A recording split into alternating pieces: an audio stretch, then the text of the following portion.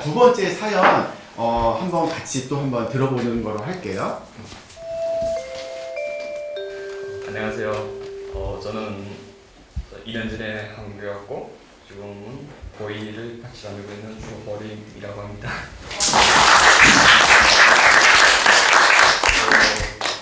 요즘 저희 범위는 사랑 관계인데요. 이렇게 제가 북한에 떠나서 한국으로 올 때 같이 온 삼촌이 있습니다. 그런데 한국에 나와서도 연락을 하고 지냈는데 지금은 약간 연락을 하기가 싫어가지고 안 했거든요.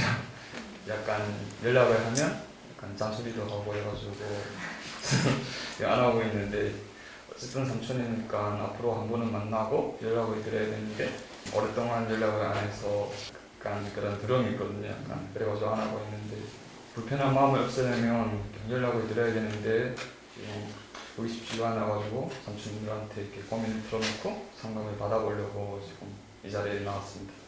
네.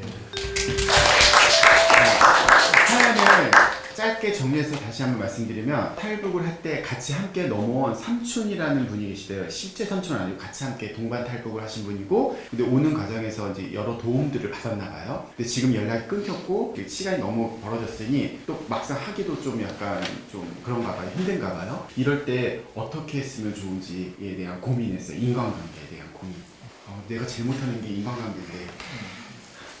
근데 얘기 들어보니까 저도 늘 하는 고민 중에 하나인 것 같아요. 그러니까 삼촌은 아니지만 고향 친구 또는 일관계로 알게 돼서 한동안 같이 일을 하다가 뭐 이직을 해서 딴 데 가고 뭐 이랬는데 연락을 해야 돼 말아야 돼 막 약간 근데 안 하자니 서운할 것 같고 막 이런 거 있잖아요. 이 뭐랄까 좀 어정쩡한 아는 사람? 얼마 전 추석 때 저 정말 그거 진짜 고민 많이 했는데 그 사람이 나한테 문자로 추석 잘 보내시고 뭐 이렇게 건강하시고 이렇게 보낸 거예요. 그래서 나도 답장을 딱 하려고 딱 봤더니 이 문자에 정확히 이 사람하고 내가 1년 전에 추석을 앞두고 그렇게 서로 안부를 물은 게 가장 최근인. 그래서 그럼 이걸 연락을 해야 되나 말아야 되나 이게 저도 진짜 고민 진짜.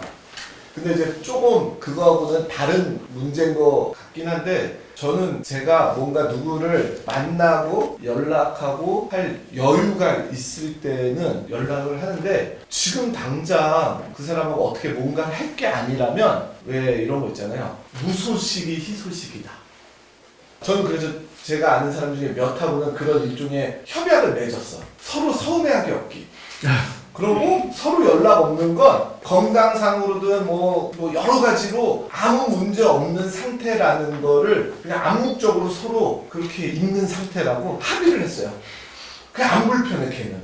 그러고 어느 날 내가 걔가 있는 곳에 갈 일이 있거나 뭔가 그럴 때 그때 전화하는 거야. 야, 나 이번에 거기 갈 일 되는 시간 되니? 되면 만나서 밥 한번 먹고. 그러니까 막 억지로 예전에 그런 인연과 관계 때문에 지금도 그 정도의 친밀감이나 이런 걸 유지해야 될 것 같은 그런 강박을 저는 좀 내려놓고 그렇게 좀 우리의 관계에 대한 거를 서로 그러다가 어느 시점에는 또 예전처럼 이렇게 연락하고 만나고 할 수도 있지 않을까. 꼭 지금 시점에 이렇게 딱 잘라서 우리의 관계를 뭔가 이렇게 정의하고 그냥 마무리하지 않는 그런 게 좀 필요하지 않을까라는 생각이 들었습니다. 저는 어쨌든 그 삼촌이라는 분은 어른이고 그때 호린 군은 지금보다도 더 어렸었고 그래서 나는 만약에 제가 그 삼촌이라면 당연히 호린이 학교 다니고 바쁘겠지. 그리고 어린아이가 지금 여러분 또래잖아요. 다 여러분 또래가 주변의 어른들을 챙겨가면서 인사하고 하는 사실 그런 친구들은 거의 없어요. 여기는 다 그렇게 한대요. 한대요? 공감이 되는데 책 많이 본다고 올리는 곳이 아니에요. 여기는 문학적 글이랑 비문학적 글이랑 기획서 같은 것도 많이 그려요. 팀활동 그런 거 잘해요. 아무나 오는 곳이 아니구나. 진입장이 높아. 그래서 물어볼까요? 여러분들은 그래요? 주변의 어른들에게 이렇게 자주 이렇게 문안 인사드리고 문자하고 그래요? 아니요. 진입장벽 낮네. 낮지도 않고 높지도 않아요. 빈틈이 없네 저 친구는. 그래서 굳이 막 호린군 나이에 그런 부담감을 갖고 있을 필요는 없다고 생각해요. 근데 어느 순간 어떻게 또 만나게 되면은 또 굉장히 반갑고 그래 너 잘 지냈냐? 분명히 이렇게 나오실 거예요. 그 어른이라는 분은. 근데 사실 또 되게 이쁘네요. 이렇게 같이 함께 와주고 이렇게 했던 분에 대한 고마움을 잊지 않고 있다는 이 마음만으로도 그분은 알 것 같은 생각이 드네요. 저는. 혹시 그 삼촌한테 빌린 돈 있어? 그럼 못 받은 돈 있나? 아 그래? 그럼 괜찮아. 인간 세상에 괜찮아. 일단 호림이는 고향이 어디야? 저희 양구 해산. 해산. 네. 그러면은 잠깐만 이제 탈북 과정을 좀 물어볼게요. 떠나서 삼촌을 만난 포인트는 어디쯤? 저 해산에서 같이 건너 해상에부터 같이. 네.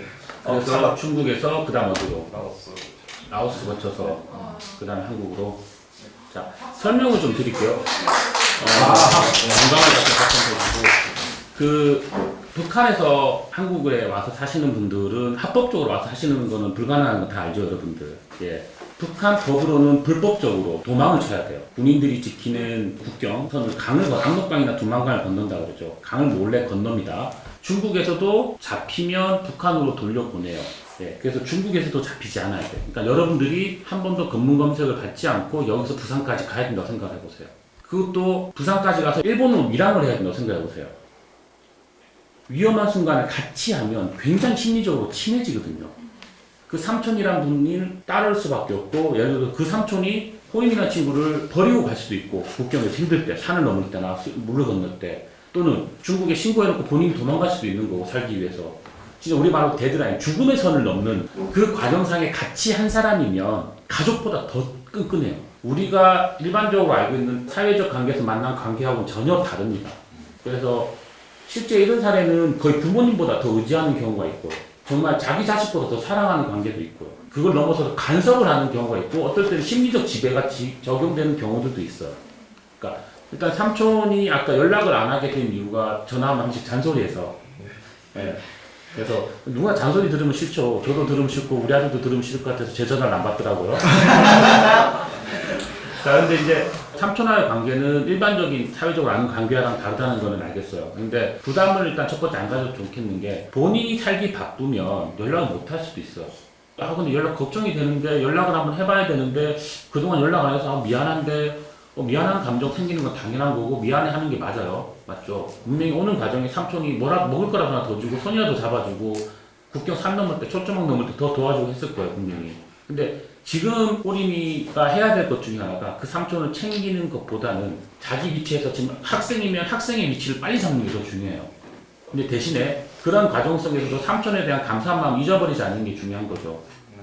근데 이제 전화하기 좀 뻘쭘할 수 있어요. 맞죠? 만약에 잠깐 연락 안 했으면. 그러면 그냥 문자를 보내세요. 근데 전화가 왔어요. 그래도 잔소리를 해요.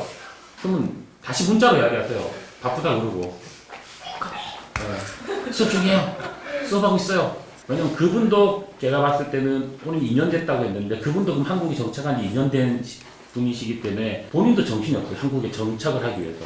1살이 오든 100살이 오든 한국 사회에 정착을 하면 한국 나이라는 말을 쓰거든요. 그럼 그분은 한국 나이 2살인 거예요. 전혀 모르는 거예요. 예를 들어서 혼자 스스로 부산 가보세요 그러면 못 갈 수도 있어요, 그분은. 그러니까 그분도 적응하고 정착하기 바쁘기 때문에 오히려 그분도 호림이를 못 챙겨주는 것에 대해서 미안한 마음이 가질 수 있거든요. 그래서 역으로 그 삼촌 입장에서, 아, 내가 돈 벌어서 호림이 용돈이라도 좀 더 줬어야 되는데 내가 못하고 있어, 더 미안해, 그렇게 느끼실 수 있는 상황이기도 할 것 같아요. 그래서 서로 그런 부담을 안 가기 위해서는 그냥 연락은 문자로만 해주셔도 돼요. 아마 그분도 바쁘실 거고, 지금 위치에서는 두 사람 다 자기 한국에서의 자기 위치를 잡는 게 중요한 거기 때문에 그 감사한 마음만 안 잊어버리는 게 좋은 것 같아요. 내가 하려는 얘기를 민자가 주로 해주는 건데 왜 를 그러냐? 놓쳤어. 속마음 이야기를 민자가 했어. 타이밍을 아까 알겠지 무슨 말인지? 그래. 됐어. 제가 얼마나 힘든 환경에서 살아가는지 알겠죠? 아니 근데 진짜 이거 내 컨셉이야. 이거 하면 안 돼. 나랑 겹쳐. 이거 겹치면 안 되잖아요, 그쵸? 안 되잖아요. 재미없어 이거. 숫자 나와야 되는데. 오늘 숫자 안 나오네. 오늘 뭐 그래프 안 보고 왔어요? 아침에 이렇게 조간신문 쫙 검색하고 오시잖아. 다음 순서 네, 다음 순서.